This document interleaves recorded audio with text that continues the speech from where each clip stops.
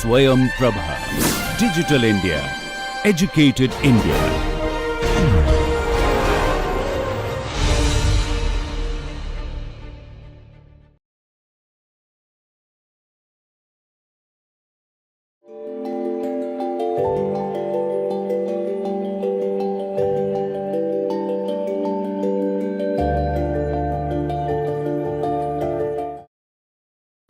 Welcome friends to this third lecture of week 5 of this NPTEL online certification course of environmental soil chemistry, and in this week we are discussing about the ion exchange processes in soil.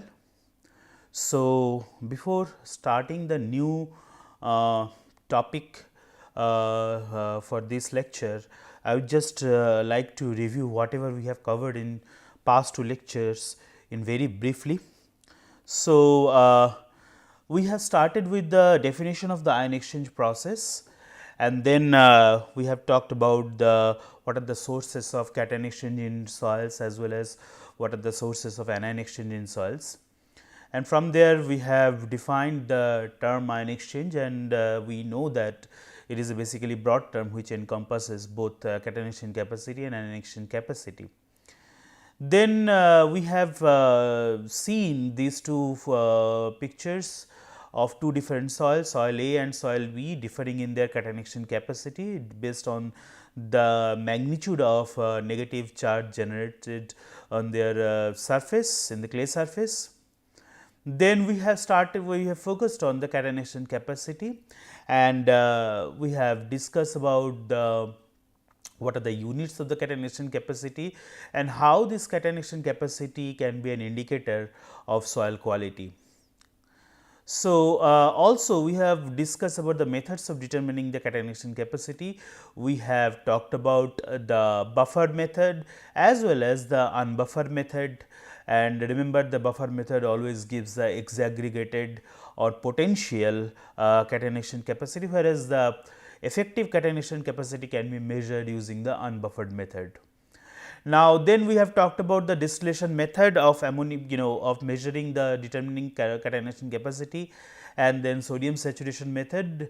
We have talked about the briefly the principle of how steps for determining the CEC in the laboratory and how we can calculate soil CEC from the lab data. There are two ways we can calculate based on the individual ion concentration or based on the displaced ammonium ion by using another potassium containing solution. And I have shown you how to calculate the cation exchange capacity based on the individual cations, and how to convert the values into centimole charge per kg of soil. And so, these two methods we have discussed in our last lectures. And I have also showed you the distillation method in the laboratory, how we can do that and what are the reactions which are involved. Remember, in the distillation method, basically this is using a buffer. It is a kind of a buffer method where we are adding the neutral normal ammonium acetate solution into the soil, which basically which dissociates to produce the ammonium ion. This ammonium ion replaces the the adsorbed iron in the surface, in the soil surface, and these ammonia get converted to these ammonium ion get converted to the ammonia in the presence of magnesium oxides. So, and these ammonia basically is absorbed in excess amount of acids, and the unreacted acid is basically measured by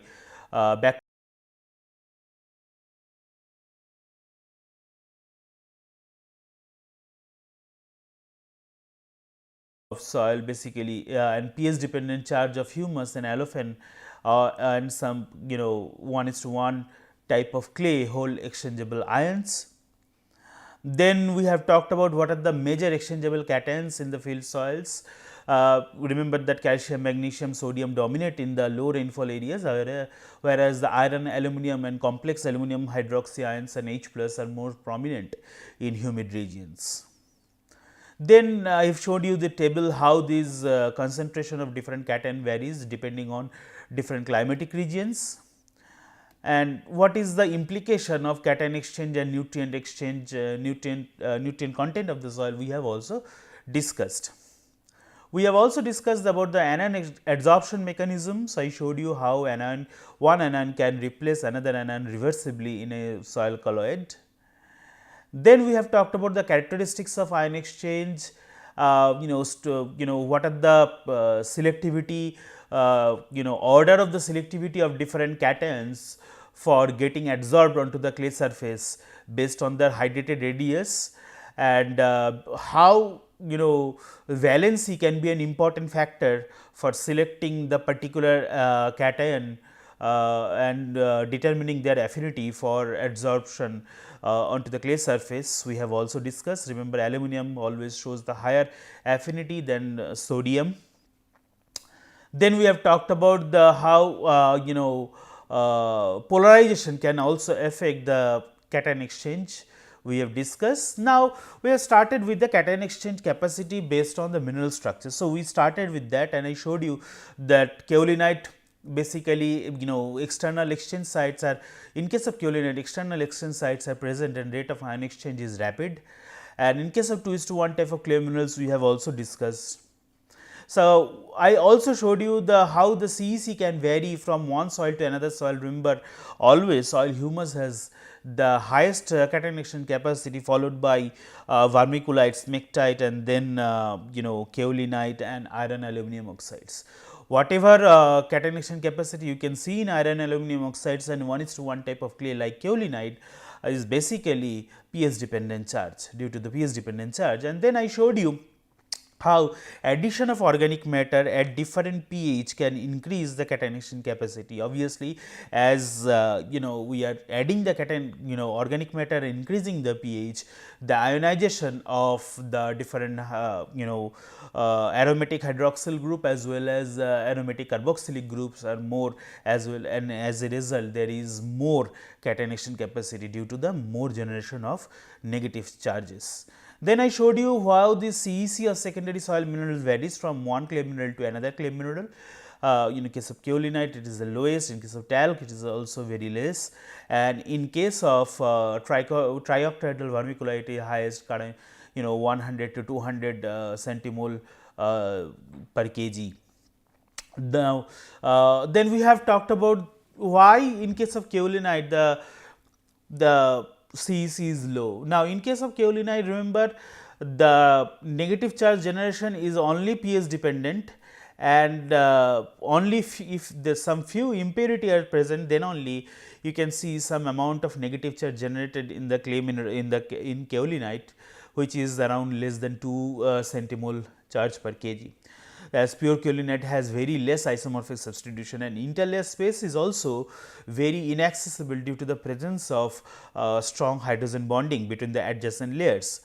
And then I showed you the figure of kaolinite structure, and you can see that there is a strong hydrogen bonding occurs in between these hydroxyl layer as well as the adjacent oxygen atomic layer of the this hydroxyl layer basically comes from the aluminum octahedron sheet, whereas this at oxygen plane basically represents the basal oxygen of silica tetrahedral layer. So, in between these there is generation of the strong hydrogen bonding, and as a result the d axis spacing or interlayer space is very low. So, as a result there is no space for adsorption of cations. Whatever cations can adsorb in case of kaolinite in the edges, they are basically adsorbed in the edges because of the negative charge generated due to the pH dependent charge. Then we talked about the vermiculite. Remember vermiculite, dioctahedral vermiculite, where has more layer charge than smectite, but it has less CEC due to the presence of K plus in the interlayer, and the K plus is the potassium ion is very small ion which is snugly fitted into the interlayer space, and as compared to the dioctahedral vermiculite, the trioctahedral vermiculite has calcium and magnesium in the interlayer. So, more CEC than dioctahedral, as these ions have no restriction for the cation exchange. So, dioctahedral vermiculite always shows higher CEC in the range of 100 to 200 centimole charge per kg. So, in case of vermiculite, it has the highest cation exchange capacity of all clays and less swelling capacity than smectite, but more than that of kaolinite. Obviously, due to the high cation exchange capacity, it is nutrient rich and it is stable under low pH condition. Now, in case of montmorillonite, it has the higher CEC due to substantial isomorphic substitution and fully expanded interlayers. There is more space for absorption of cations. In case of mica, which is a potassium bearing minerals, they have more layer charge than vermiculite, but lower CEC due to the presence of potassium ions in the interlayer space. This potassium ion in the interlayer space basically snugly fitted. You can see here these two pictures. The first picture shows the dioctahedral mica, which is muscovite, and the second picture is showing the trioctahedral mica, which is basically trioctahedral mica like phlogoptite, and in both cases the interlayer space is basically occupied by very small potassium ion, and as a result of that there is you can see here these purple color balls are basically these potassium ions which are very small, and as a result the interlayer space is also very limited in both these two conditions, and this is the result, and as a result the interlayer space which is available for cation exchange is almost negligible. So, that is why in case of mica the CEC is low due to the presence of this interlayer potassium. So, if we go ahead and see the structure of illite, we know that it is a fine grained of mica, it is basically weathering product of mica. So, in case of illite, the isomorphous substitution occurs in the tetrahedral sheet, and as a result of that the negative charge which is generated in this structure basically is satisfied by this small potassium ion in the interlayer space. So, again it is producing very collapsed structure, and so that is why illite is a non-expanding type of mineral, non-expanding type 2:1 type of mineral, and as a result of that the CEC also very limited in case of illite. So, the potassium is tightly bound in between the two layers, giving only d axis spacing of 1 nanometer or 10 angstrom. As a result of that there is very less space available for cation exchange. So, if we move ahead and see the structure of the chloride, you know that in the interlayer space there is a presence of hydroxide. So, due to the presence of this hydroxide sheet, now it could be either magnesium hydroxide. When it is magnesium hydroxide, then we call it brucite layer, and when it is aluminum hydroxide, we call it gibbsite layer. So, depending on whether brucite or gibbsite is present, irrespective of the presence of this brucite and gibbsite, remember the interlayer space is totally collapsed, because the interlayer space is totally occupied by this hydroxy sheet and producing a locked structure. It is not a collapsed structure per se, but it is a locked structure. As a result of the locked structure, there is no space available for external cations to occupy or getting absorbed into the clay surface. So, as a result of that, the chloride also although in the chloride there is isomorphous substitution, as you can see in both tetrahedral sheet as well as in octahedral sheet. However, due to the locked structure, because of this magnesium aluminum hydroxide sheet, they do not show any substantial catenation capacity. So, we know about the 12 soil orders, and based on the minerals which are dominant in different soil orders, obviously these different soil orders also show the variation in their catenation capacity, because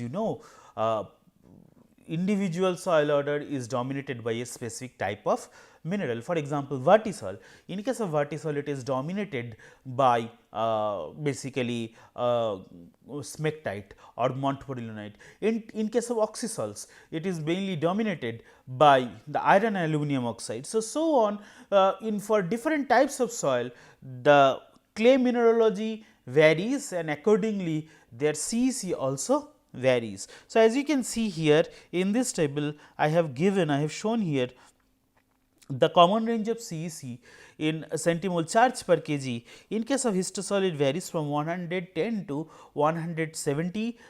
In case of vertisol, it is 33 to 67. In case of andesol, volcanic origin, you can see it is 13 to 49. Spodosol 2 to 57. In case of mollisol, high in organic matter, it is 12 to 36 centimole charge per kg.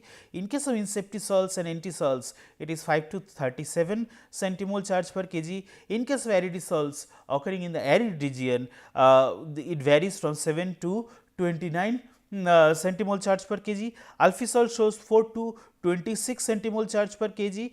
Altisols shows 3 to 15 centimole charge per kg, and oxysols, which are dominated by iron and aluminum, shows 2 to 13 centimole charge per kg. So, you can see the variation of cation action capacity in different types of soil based on their composition. In case of oxysol, it is lowest because presence of iron and aluminum oxides, which only show limited cation action capacity due to pH dependent charge, that too in acidic soil condition, and that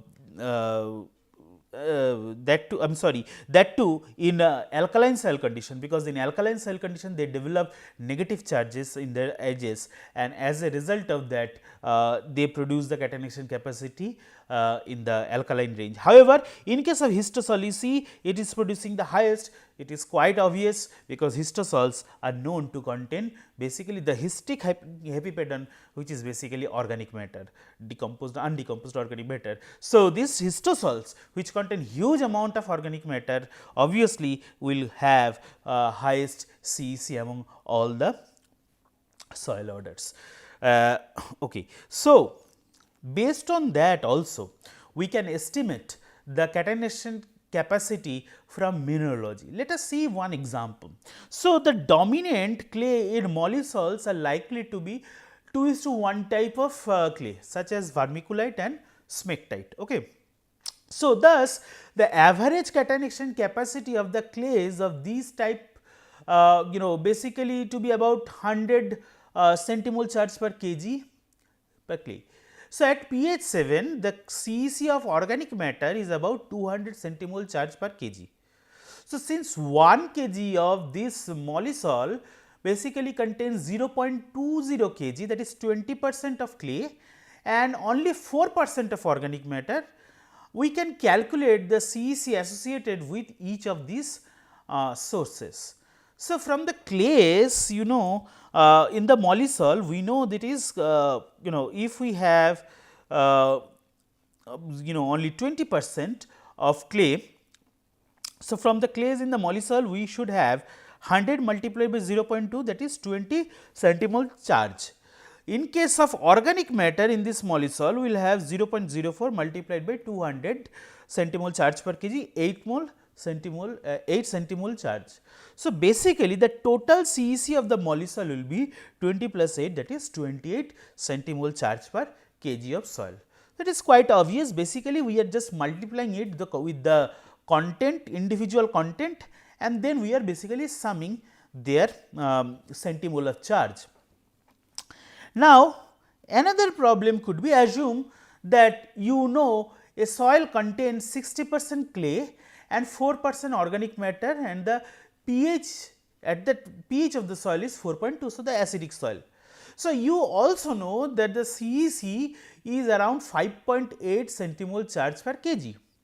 Now, you want to estimate the types of clay present in the soil. So, obviously, at pH 4.2, the CEC of the organic matter would be comparatively low, about 100 centimole per kg, because you know in the acidic condition the pH dependent charge basically generate positive charge. So, when there is a positive charge, obviously the cationation capacity will be less. So, in the positive in the pH of 4.2, that means in acidic condition, CEC generated by organic matter would be comparatively low. In general, it is from 200 centimole per 200 centimole charge per kg. However, in case of acidic condition, you can see here it is only 100 centimole charge per kg of soil. So, therefore, we estimate the CEC from organic matter in 1 kg of soil. So, we can get 0.04 kg of organic matter, because 4% organic matter we know, and from the 4% organic matter or 0.04 kg of organic matter, we will have a total 4 centimole charge, which is centimole of charge generated from this only 4% organic matter. Now, the remaining, we know that total total CEC is 5.8. Among this 5.8, 4 centimole charge is basically contributed by organic matter. So, the remaining portion of the CEC will be contributed by the clay. So, obviously, what is the remaining portion? If we subtract 4 from 5.8 centimole charge, we will get 1.8 centimole charge. So, this 1.8 centimole charge will be contributed by the soil, by the clay minerals which are present in that soil. Okay. Now, since this 1.8 centimole charge per kg soil is provided by 6.60 kg of clay, that is 60% of 1 kg of soil, we have already assumed that it contains 60% clay. So, if we assume that 1 kg of soil contains 60% of the clay, then we can estimate what will be the CEC of the pure clay. So, basically 1.8 centimole charge per kg, and then we have to convert it to 1 kg. So, we will get 3 centimole charge per kg of clay. Okay. So, if we get 1.8 centimole charge per 0.6 kg of clay, for 1 kg of clay we will get 3 centimole charge. So, once we calculate this 3 centimole charge, then we have to tally with the with the table, and we can see that it could be either oxysols or it could be either ultisols. Okay. So, basically in case of oxysols, it is very low. So, we can assume that this soil may contain either oxysols or ultisols.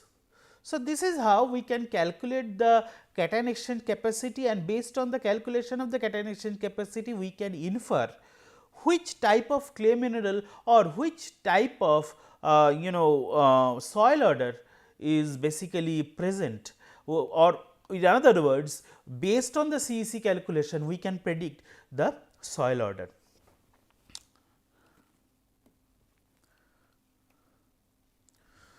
Now, let us discuss another important term, very important term as far as the soil fertility is concerned. Now, that is called percent base saturation. In the short form, we call it BS. The percent base saturation is basically the percentage of CEC that is occupied by the basic cations. So, what are the basic cations? So, the basic cations are basically calcium, magnesium, sodium and potassium. So, these 4 are the main basic cations which are present in the soil. Now, basic cations are distinguished from the acid cations H plus and Al3 plus. Now, this proton and Al3 plus are known as acidic cations. So, why we call it acidic? Why we call aluminum as an acidic cation? Because at an approximate soil pH of 5.4 or less, aluminum is present in a significant high concentration that hinders the growth of most plant species. So, when the soil contains huge amount of aluminum, it basically interferes with the root growth and it basically kills the plant. So, that is why, and this effect is more pronounced in acidic soil. So, that is why aluminum 3 plus ion is considered as an acidic cation. So, Al3 plus present in significant high concentration hinders the growth of the most of the plant species and lowers the soil pH, the greater the amount of toxic Al3 plus. That means, with the reduction of soil pH, the toxic aluminum toxicity increases because the aluminum concentration increases. Now, the soils with a high percent base saturation are generally more fertile because of three reasons. The first reason is they have little or no acidic cations, they have very little or no acid cations Al3 plus that is toxic to the plant growth. So, just opposite, when we see that aluminum 3 plus is more prevalent or dominant in the exchange complex, we cannot tell that it is high percent base saturated soil. In just opposite, in case of aluminum 3 plus is not present, then we can say that it has high percent base saturation. So, obviously, due to the absence of Al3 plus ion, the deleterious effect of aluminum on plant growth is very limited. So, that is why the higher the percent base saturation is, obviously higher denotes higher fertility. Now, soils with high percentage base saturation have higher pH, obviously, because base saturation means basic cations are more. When there will be basic cations, the pH will be more. Therefore, they are more buffered against the acidic cations from plant roots and soil processes that acidify the soils. Now, you know that there are many processes which are growing in the soils and mediated by different microorganisms. They are either chemical reaction, either biological reaction. So, due to this biogeochemistry and all different types of dynamic reaction, there are some processes which basically which are basically acid producing processes. For example, nitrification. Nitrification is a biological process, but the ultimate end product is basically they are creating some acidic end product. Similarly, acid rain, which is a chemical type of reaction, when all the different types of sulfur dioxide, carbon dioxide and nitrogen dioxide, they basically evolve from different industrial or anthropogeneous activity and then can go to the atmosphere and then mixed with the water vapor, they produce the acids, sulfuric acid, carbonic acids as well as nitric acids, and they basically return to the soil in the form of by mixing with the rain, and this rain is known as acidic acid rain. And this acid rain is very deleterious. This is one of the major factor of chemical weathering. So, these acid rain also interferes with the growth of the plants. So, soils with high percent base saturation, they do not produce the in other words the soils with high percent base saturation, they have high pH. So, they are very much buffered against this process which are producing the acidic acidic byproducts in the soil. For example, nitrification, acid rain. So, they and third point is they contain greater amount of the essential plant nutrients like potassium, calcium, magnesium for use by the plants. So, this is the reason, that is why the soils with high percent base saturation are generally more fertile than the soils with low percent base saturation. Okay. So, let us wrap up here. In the next lecture, we will talk more about the percent base saturation, how to calculate the percent base saturation. Then we will also see different numerical problems related to cation exchange capacity, and also we will start different types of different types of selectivity coefficients given for cation exchange capacity or cation exchange reactions. Thank you very much. Let us meet on in the next lecture, that is lecture 4 of week 5. Thank you.